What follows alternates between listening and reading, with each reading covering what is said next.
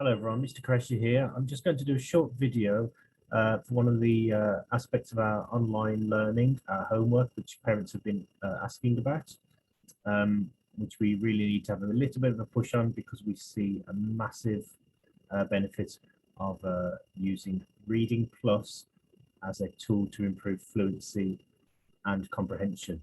So I'm going to go through things from a very basic level.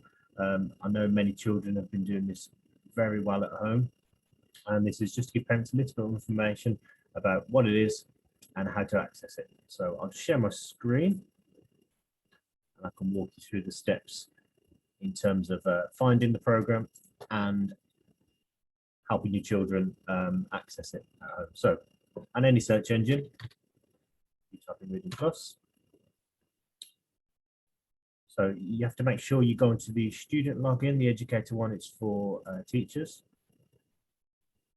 Okay. If it's the first time you've accessed it, it will look like this. The site code is the school code, and that is RP Devon 4. All of these details have been given to you at the start of the year on a letter. If you are not sure of any logins, details for your child's login, let your child's class teacher know over Dojo, and they'll be happy to print off another login for them. So that's the site code. Username and password are personal to the child. I've just set up a dummy account so I can show you an example. Every child's account is set up in the same way. Their username is for them, and a password is generic. We do urge them to change their passwords as soon as they log in for the first time, something personalized, just to keep them personal. So this is the dashboard. I've just set up this account, so it may look slightly different, but if we go on to start lessons, and this is the main dashboard that they will see. Okay, they can set images and they earn images every time they complete a reading lesson. Effectively, there's three elements while I'm hovering over here. So the reading, which is the main element of Reading Plus, that's your fluency, how quickly and accurately they're reading, plus the comprehension. Then there's vocabulary, which is just a test of their knowledge of words, and then visual skills, which test their skills on how they are seeing words.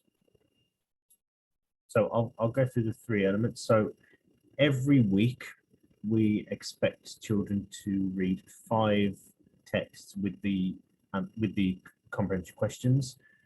They do some of that in school, or maybe one session, so they may get 1 or 2 texts done in school.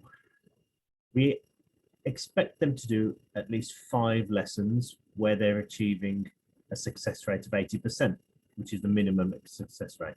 You can see here I've done 1 lesson out of 5, and it's green, which means I achieved that minimum 80%. I haven't done any vocabulary yet or visual skills, so I still need to do 4 reading texts with the questions.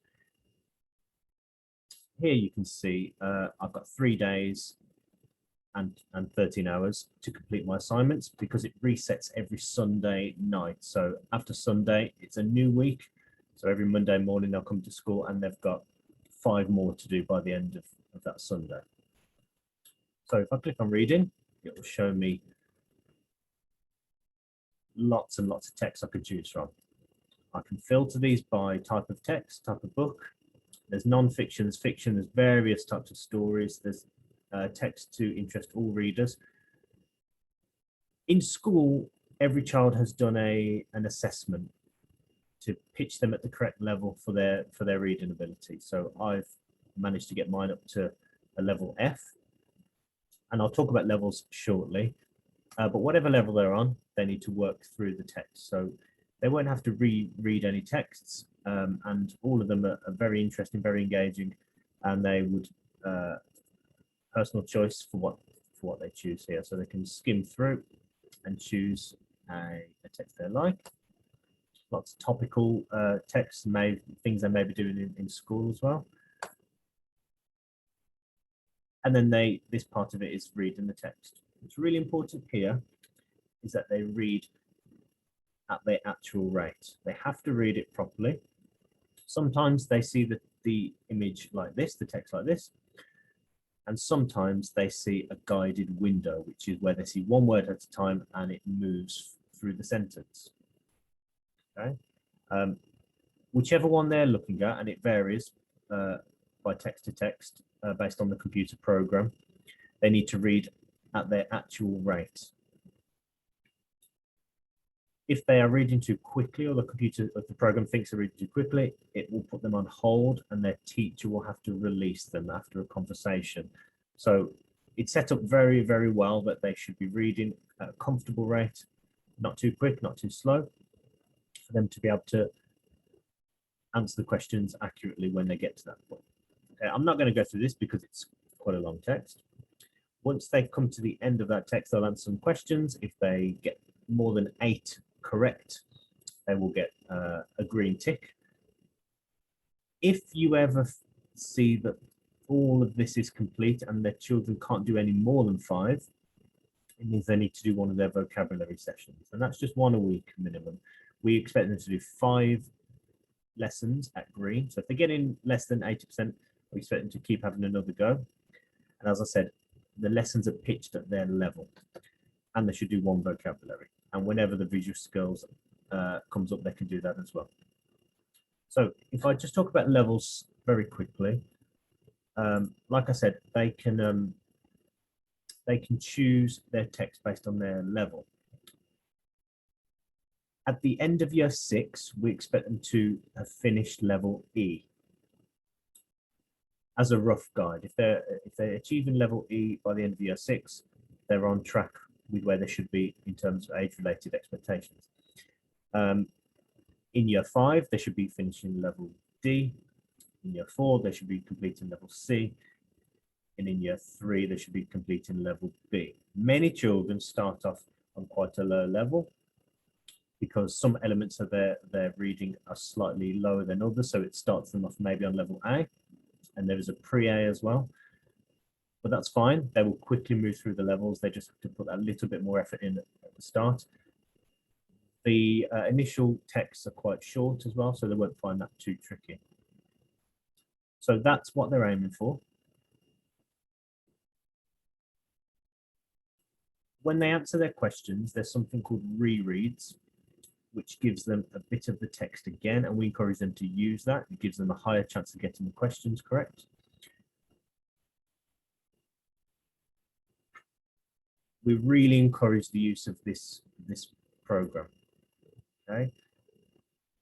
One thing many children at the end of year 6 struggle with when they do their reading assessment, their SATs, is completing the text, as in reading all of the text and answering the questions.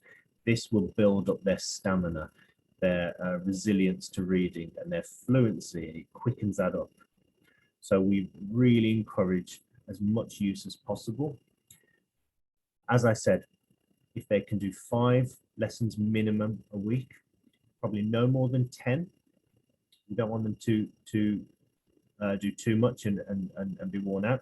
So about between 5 and 10 a week, and then 1 of the vocabulary sessions. That will be perfect. If you have any questions about any of this, there are lots of supporting documents on here. So if you click on families, there's lots of family support, further videos you can watch to help with your navigation of this and how you can help your children. And obviously you can ask any one of us in school, but just if you encourage the use of it. Also, don't forget, this is a one-to-one reading tool where the children read on their own. It's nice to have someone with them, but they don't need to have that. You can just monitor it. So this is in addition to any reading you might do with your child as well, which we greatly encourage. So I hope this has helped. Any other questions, pop them on Dojo. We're going to put this on Dojo and the school website. You can message me or any of the teachers as well.